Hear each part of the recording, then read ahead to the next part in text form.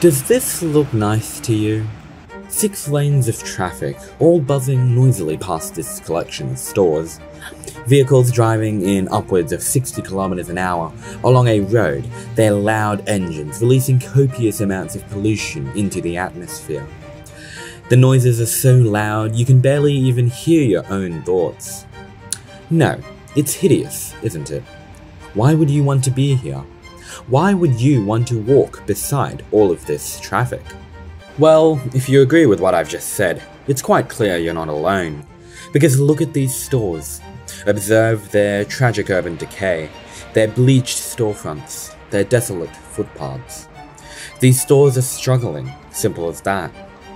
This road is what urban planners have been calling a stroad for years.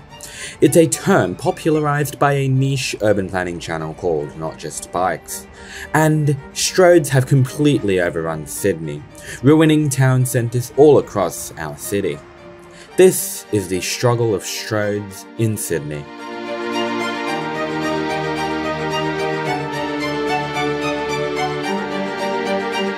Before I continue, shout out to my monthly Ko-fi supporters. Please do consider supporting me over on Ko-fi if you can. I'd appreciate even just a one-off donation. You could buy me a coffee. Also, please subscribe if you haven't already, and check out the rest of my channel, your go-to YouTube destination for all things city planning, after the video. So, to begin with, what exactly is a stroad? Well, to be honest, Not Just Bikes already made an excellent video explaining this, but for those of you who haven't watched it, here's an explanation. The word stroad is a portmanteau of street and road. And, fun fact, these two words aren't interchangeable.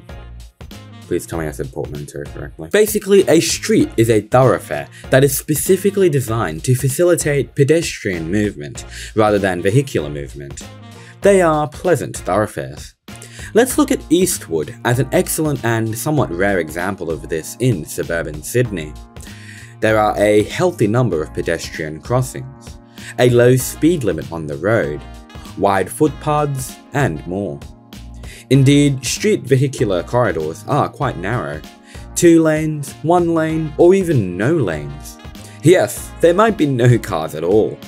Consider Eastwood's Rose Street on the west side of its railway, which is close to traffic. They've turned this street into a destination. Furnishings along streets like this really cater to pedestrians. Aesthetic furnishings like trees, and practical furnishings like benches to sit on. All of this discourages car usage, and therefore encourages both pedestrians and businesses. Eastwood is clearly designed for pedestrians, not cars, and that's what makes it a rare winner amongst the suburbs of Sydney. You can just see how absolutely bustling it is on a Friday morning. Now, a road on the other hand has one primary function: transportation. Roads are purely aimed at getting cars from point A to point B. Their speed limits are higher, there's often no footpath, and you won't find any businesses on a road. Quite simply, there aren't meant to be pedestrians on a road. They should be just for cars. The M1 Pacific Motorway is a good example of this. It's a limited access road that provides access between Sydney and Newcastle. Okay, so we've established what a street and a road are, 2 very distinct entities that should never be combined. But alas, stroads are a thing, a fateful combination of streets and roads. They are doomed to fail. This is Victoria Road in West Ryde, barely a 10-minute drive south from Eastwood. Victoria Road is a major road that links Parramatta to Sydney via the north side of the Parramatta River. Its purpose is undoubtedly transportation. It's a 6-lane, 60km/h road. No one would argue that this isn't a road. And yet, it is also serving the purpose of a street, because of the many businesses that line both sides of the road. Businesses demand pedestrians, but pedestrians by definition should only exist on streets, not roads. And thus, a stroad has formed.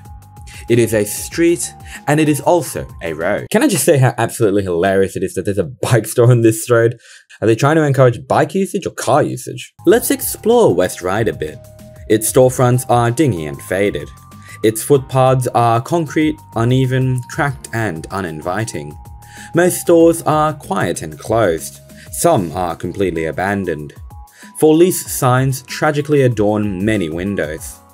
Based on Street View, this Pizza Hut has been abandoned since 2017, and yet Pizza Hut advertising still adorns its roof, because no one has wanted to move in since.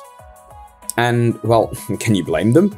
Businesses simply cannot thrive with a 6-lane road tearing through its centre.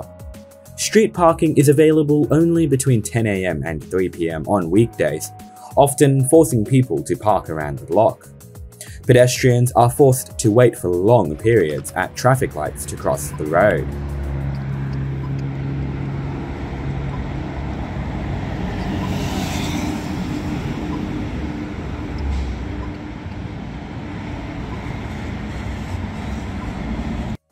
There is West Ryde Station, but you can hardly expect this Stroad to pull people from there towards it. The general muskiness and noise of this environment feels unpleasant and even dangerous. I remember when I was younger, a car rammed across the footpath and into this store. I don't believe anyone died, but that's not exactly going to encourage business on the road, now is it? This phenomenon is known as trip suppression. Pedestrians are simply driven away. Why go to the Pizza Hut in West Ryde when you can go to the Pizza Hut pretty much anywhere else? Also, why go to Pizza Hut at all? Seriously, does anyone actually eat Pizza Hut? Compare West Ryde to Eastwood with its bustling carless streets. The way that it has been designed encourages pedestrian activity. People want to be here. Stroads aren't just bad streets, but bad roads. Often, Stroads are simply not wide enough for cars. Stroads may have cars parked on their curbside, forcing cars to merge, causing traffic. Despite not being super accommodating to pedestrians, Stroads still do often have pedestrian crossings, again forcing traffic to stop. Stroads have many more entrances and exits than the ideal road, meaning traffic needs to slow down and even stop far more than they should. Limited access roads are the ideal roads, roads with overpasses, with minimal entrances and exits, with the sole purpose of being transportation over invitation. But here's the worst part. Victoria Road through West Ryde is far from the only Stroad in Sydney. There's Beecroft Road through Epping, with its expected 6 lanes of traffic, faded storefronts and 4 lease signs. Maybe the only saving grace here is the pedestrian bridge. Theoretically, these stores should benefit massively from being right next to Epping railway station. But the Stroad, that is Beecroft Road, prevents that. There's Pennant Hills Road through Carlingford. I'm a local here, and the only time I ever come through here is to get Pizza Hut. Kidding, Domino's Pizza. This isn't a destination, I can promise you that. There have been some attempts at beautification. These trees and benches are a nice touch. But again, despite being right opposite Carlingford railway station, soon to become Carlingford Light Rail, there's no direct crossing from here to the station. That's bad urban planning, plain and simple. Again on Pennant Hills Road, this time through Thornley. Same problems, speed limit of 70 km an hour, ugly narrow footpaths, and nowhere to cross other than a long and inconvenient pedestrian bridge. Someone even had the guts to put a bus stop here, with no dedicated bus bay or bus shelter. Nothing suggests this is a bus stop, other than this sign. Parramatta Road through Auburn is perhaps Sydney's closest imitation of America's Stroads. Businesses are set back far from the road, allowing more space for cars to park than other Stroads. But this means that you really have no choice but to drive to these businesses.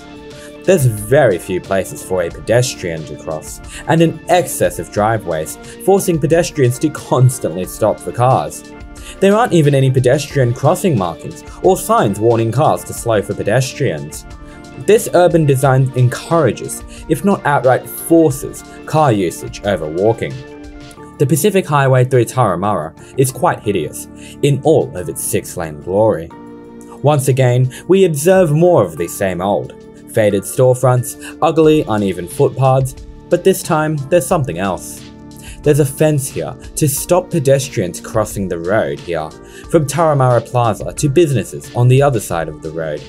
That has to be the surest sign that this Stroad doesn't care about pedestrians. It only cares about cars.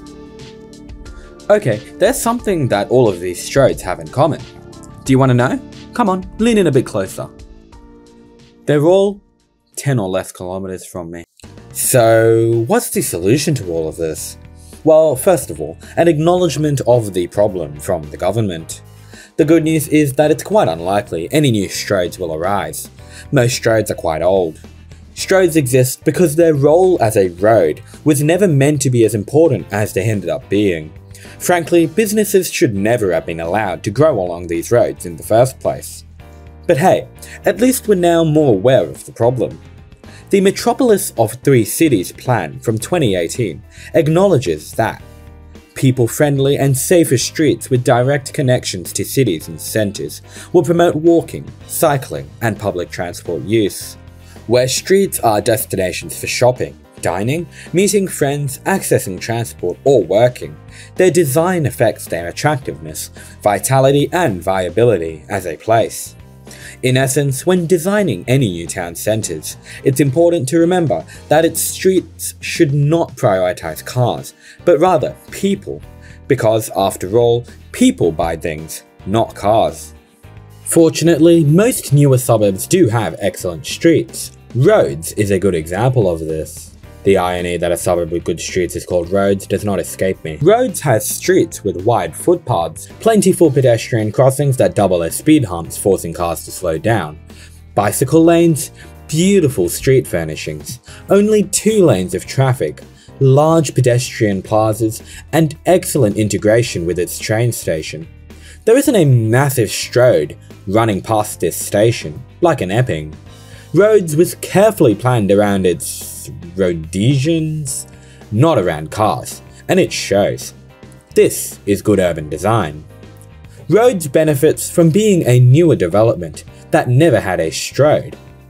But those older suburbs that do have a Stroad aren't all doomed. For there is one suburb that defied them all. There is one suburb that had a Stroad for years, but somehow managed to get rid of it. That suburb is Castle Hill. Old Northern Road was the Stroad that used to tear through Castle Hill's town centre, splitting it brutally in 2. The bustling piazza of Castle Towers opens out onto Old Northern Road, but the Stroad and the congestion it brought completely ruined the aesthetic of Castle Hill, preventing its town centre from realising its full potential. Look at these old photos of Old Northern Road. There's nowhere to cross, the footpaths are narrow and uninviting, and the overall vibe is just off. Well, my council saw this about 10 years ago, and came up with a solution.